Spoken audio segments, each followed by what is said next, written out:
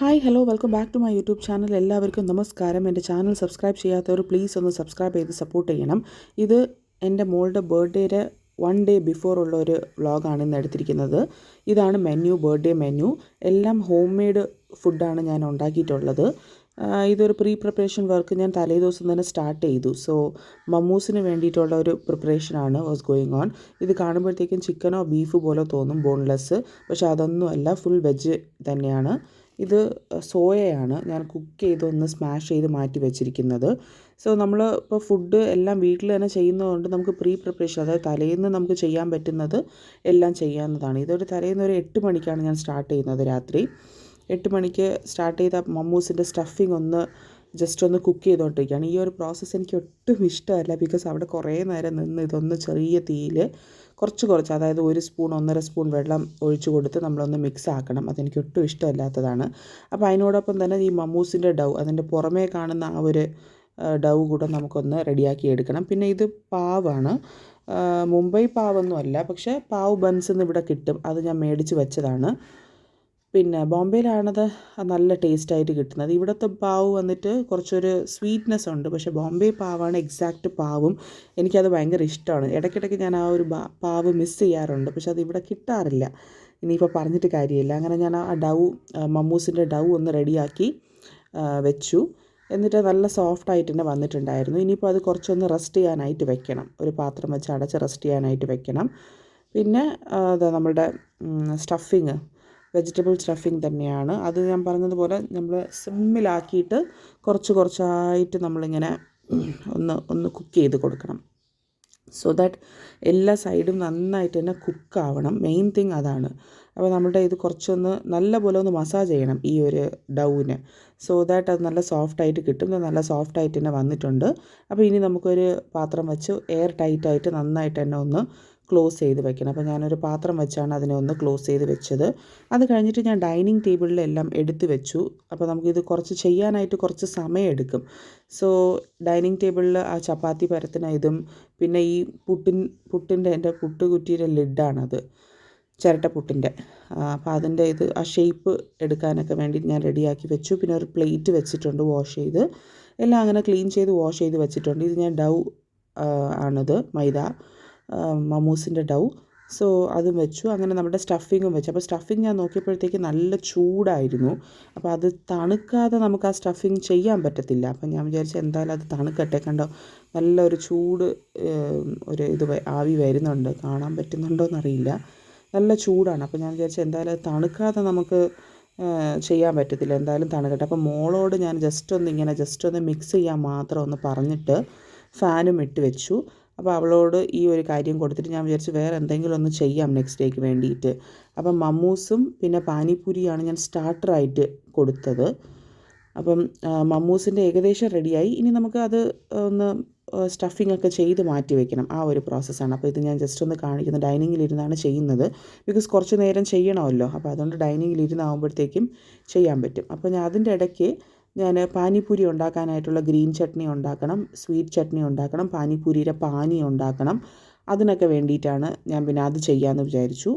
So അതിന് മല്ലിയില, പുതിന, പിന്നെ പുളി കുറച്ച് വെള്ളത്തിലിട്ടിട്ടുണ്ട് ഒരു പാനിക്ക് വേണ്ടിയിട്ട്.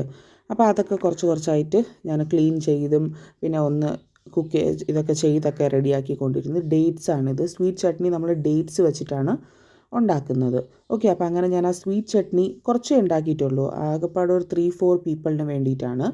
അങ്ങനെ വലിയ ഗ്രാൻഡ് കാര്യങ്ങൾ അതൊന്നുമല്ല, സിമ്പിളായിട്ട് അവളുടെ ഒരു ബർത്ത്ഡേ, അവളുടെ ഒരു സന്തോഷത്തിന് ഉണ്ടാക്കുന്നു, അത്രയേ ഉള്ളൂ. അപ്പോൾ അങ്ങനെ സ്വീറ്റ് ചട്നിയായി, ഗ്രീൻ ചട്നിയായി.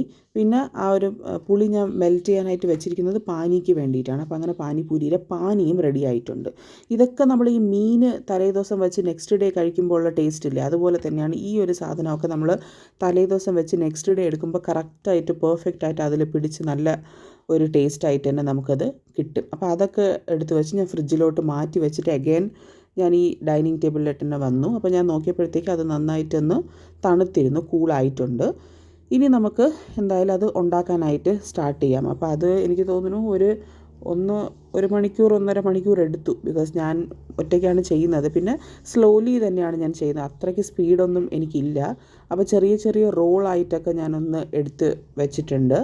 സോ ദാറ്റ് നമുക്ക് ഓരോരോ റോളായിട്ട് നമുക്ക് ചെയ്തെടുക്കാം. അപ്പോൾ ഞാൻ ഓൾറെഡി സ്റ്റാർട്ട് ചെയ്തു. അങ്ങനെ ഫസ്റ്റ് മൊമോസിൻ്റെത് ശരിയായിട്ട് എടുത്ത് വെച്ചു. അപ്പോൾ ഇത് നമുക്കൊരു ഷേപ്പ് പിടിച്ച് ഒന്ന് എടുത്ത് വെക്കാം. എനിക്ക് പറ്റും പോലെ കുറച്ചൊരു ഷേപ്പും ഞാൻ ഈ പ്രാവശ്യം ഞാൻ ചെയ്തപ്പോൾ ഒരു ചീസി മമ്മൂസും കൂടെ ട്രൈ ചെയ്തിട്ടുണ്ടായിരുന്നു. അങ്ങനെ കുറച്ചായിട്ട് ഡിഫറെൻറ്റ് ഷേപ്പും എന്ന് വെച്ചാൽ ചീസി മമ്മൂസാണ് ഞാൻ ഇത് മാറ്റി വെച്ചിരിക്കുന്നത്. ഇത് ചീസി മമ്മൂസാണ്.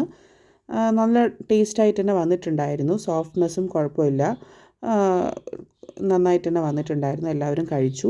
ഇത് പിന്നെ നമ്മുടെ ഒരു നോർമൽ കൊഴുക്കട്ട സൈസ് അങ്ങനത്തെ ഒരു, അല്ലെങ്കിൽ മോദക്കിൻ്റെ ആ ഒരു ഷേപ്പ് ഓഫ് മമ്മൂസാണ്.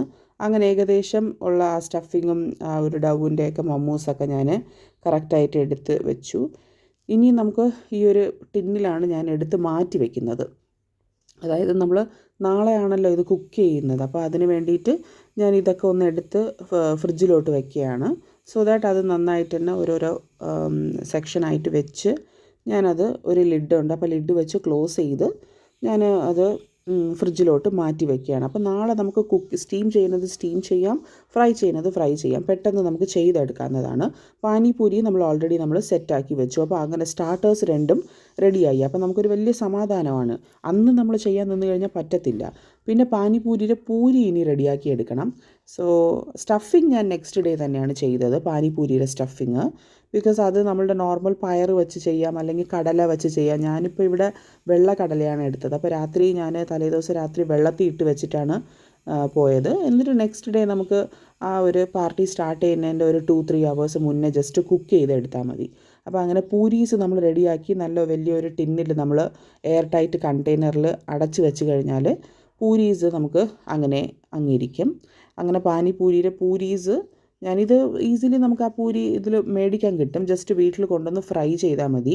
ബോംബെയിലൊക്കെ എന്ന് വെച്ചാൽ നമുക്ക് ഈ പൂരി ഇതുപോലെ തന്നെ പാക്കറ്റിൽ കിട്ടും, ഈ ഫ്രൈ ചെയ്തത്. പക്ഷെ ഞാൻ ഇവിടെ അങ്ങനെ കണ്ടിട്ടില്ല, ഫ്രൈ ചെയ്ത പാനിപൂരി കണ്ടിട്ടില്ല. ഫ്രൈ ചെയ്യാനുള്ളതേ ഞാൻ കണ്ടിട്ടുള്ളൂ. അപ്പോൾ അങ്ങനെ ഞാൻ ഒരു ടിന്നിൽ ഫ്രൈ ചെയ്ത് എടുത്ത് വയ്ക്കുകയായിരുന്നു. അപ്പോൾ അതൊന്ന് എയർ ടൈറ്റ് കണ്ടെയ്നറിൽ ജസ്റ്റ് ഒന്ന് നല്ലപോലെ ടൈറ്റാക്കി ക്ലോസ് ചെയ്ത് വെച്ചു. ബിക്കോസ് കാറ്റൊട്ടും പോവാതെ ഇരിക്കണം, അല്ലെങ്കിൽ അത് എന്തോ പോലെ ആയിപ്പോൾ ആ ക്രിസ്പിനെസ് ഒന്ന് പോവും. സോ അത് കറക്റ്റായിട്ട് തന്നെ ഞാനത് ആക്കി വെച്ചു. അപ്പോൾ ഇത്രയേ ഉള്ളൂ. ഇനിയിപ്പോൾ എന്തായാലും ഇത് ടു ബി കണ്ടിന്യൂഡ് ആയിരിക്കും. എന്തായാലും എൻ്റെ ചാനൽ സബ്സ്ക്രൈബ് ചെയ്യാത്തവർ ചെയ്യുക. Thank you so much for watching.